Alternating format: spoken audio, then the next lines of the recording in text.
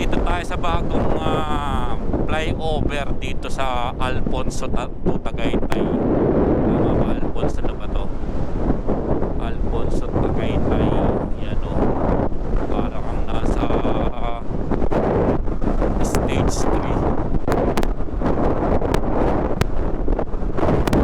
Kita mo ang pagkatao dito. Kita mo ang kal.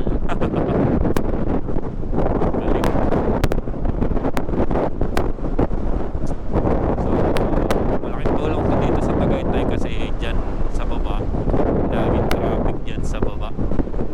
So kapag may mga truck lalo yan,